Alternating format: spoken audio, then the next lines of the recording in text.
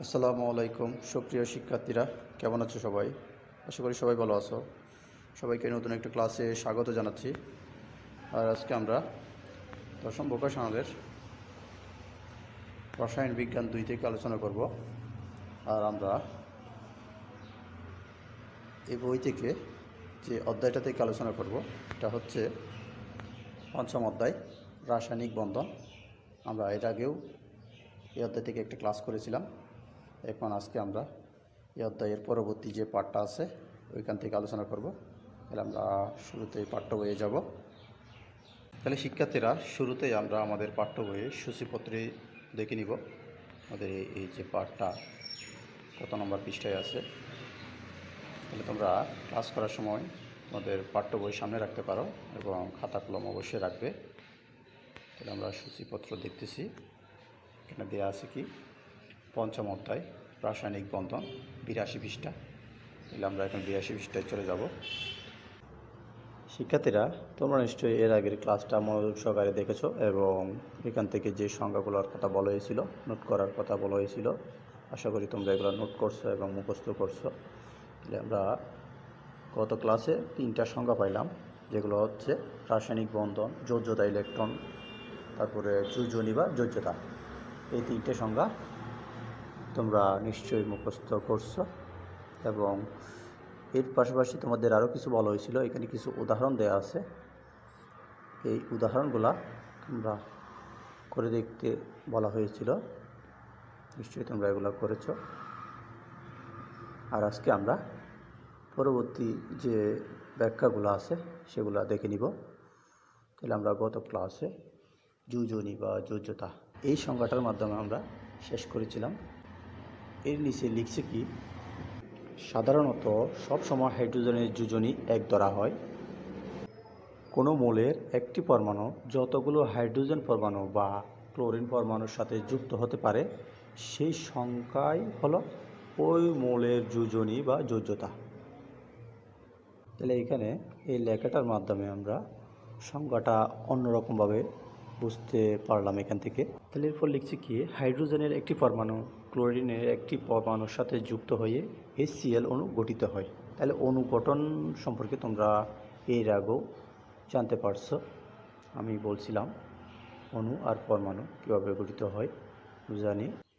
চিত্রগুলো যদি আমরা খাতায় যদি আমাদের থাকে, ওই চিত্রগুলো যদি পড়ার সময় আমরা ব্যাখ্যার সময় একটু খেয়াল করি, তাহলে আমরা বিষয়টা আমাদের বুঝতে সহজ হয়।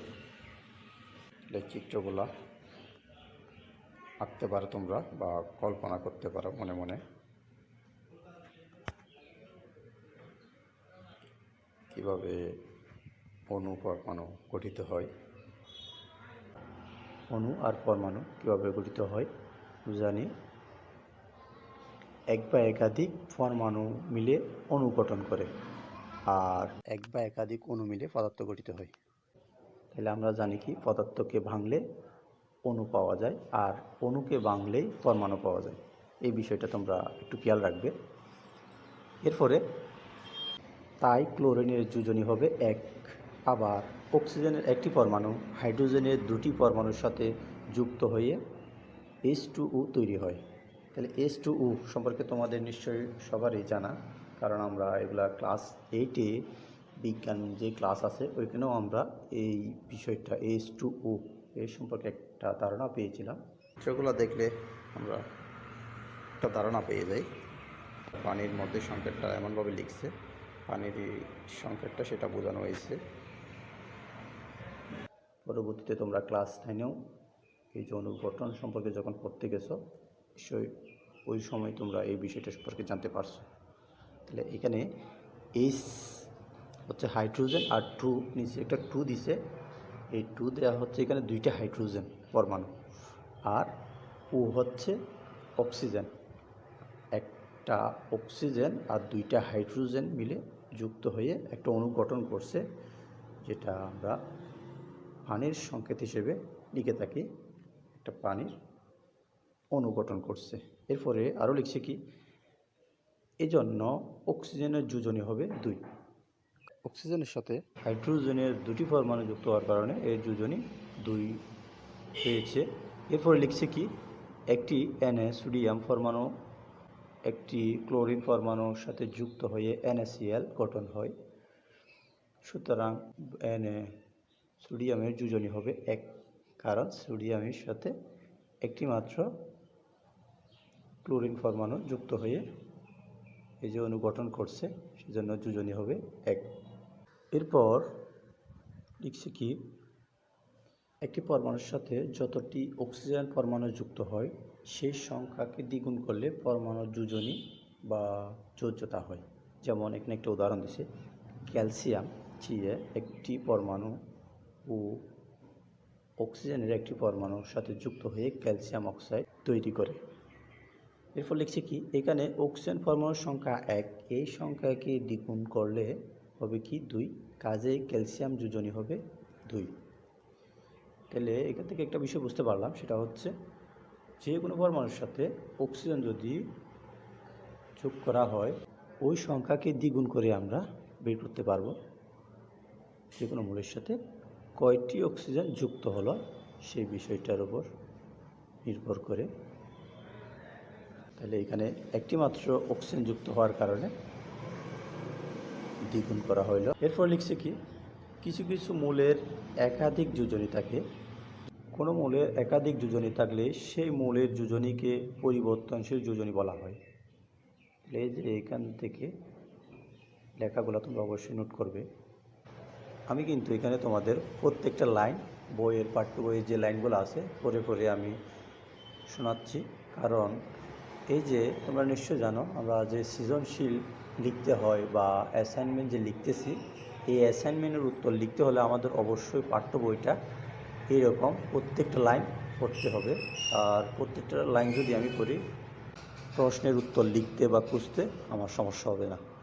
আর এই লাইনগুলো তুমি যদি প্রত্যেকটা লাইন পড়ো, পড়ে পড়ে যদি বাসায় বোঝার চেষ্টা করো, তাহলে তোমাদের জন্য এই বিষয়টা আর সমস্যা হবে না বা কঠিন মনে হবে না। এরপরে লিখছি কি, কোনো মৌলের সর্বোচ্চ যোজনী এবং সক্রিয় যোজনী পার্থক্যে ওই মৌলের সুপ্ত যোজনী বলা হয়। তাহলে এখানে আরেকটা আমরা সংজ্ঞা পাইলাম, তোমরা এটাও নোট করতে পারো। এরকম সংজ্ঞাগুলা লিখে যদি রাখো, তোমরা পরবর্তী কাজে আসবে তোমাদের অবশ্যই। আর এখানে কিছু উদাহরণ দিছে, এই উদাহরণগুলা একটু পরে দেখবে বাসায়। নিচে আরও কিছু চার্ট দেওয়া আছে, মৌল যোজনী প্রতীকী আছে, যৌগ দেওয়া আছে। এই চার্টটা একটু বাসায় বোঝার চেষ্টা করবে,